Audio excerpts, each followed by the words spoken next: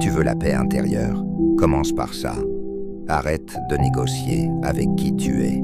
Combien de fois tu t'es observé à travers les yeux des autres, à filtrer tes mots, à t'adapter, à te retenir? Ce n'est pas de l'évolution, c'est de la survie émotionnelle. Et tu sais quoi? Ce n'est pas tenable à long terme. Tôt ou tard, ce que tu caches finit par te brûler de l'intérieur.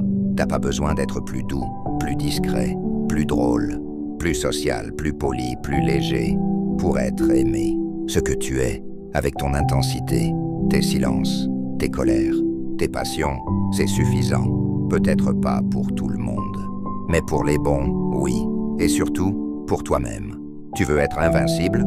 Commence par ne plus t'abandonner. Accepter, ça ne veut pas dire t'enfermer dans une image fixe. Ça veut dire « je me vois sans me détester ». Je me regarde sans vouloir m'effacer. C'est arrêter de te faire violence en pensant que tu dois te mériter.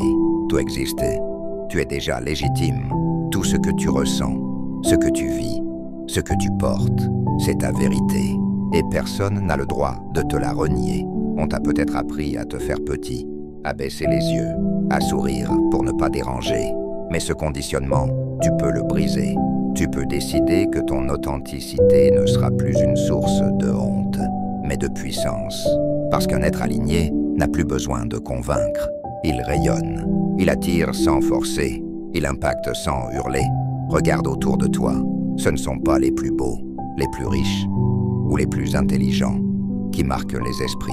Ce sont les plus vrais, ceux qui ne portent pas de masque, ceux qui ne s'excusent pas d'être eux. Et si tu penses encore que ton toi profond est trop, alors tu n'as juste pas encore trouvé les bonnes personnes, ou tu n'as pas encore osé te montrer entier. Tu n'es pas en retard, tu n'es pas cassé, tu es juste fatigué de te déguiser.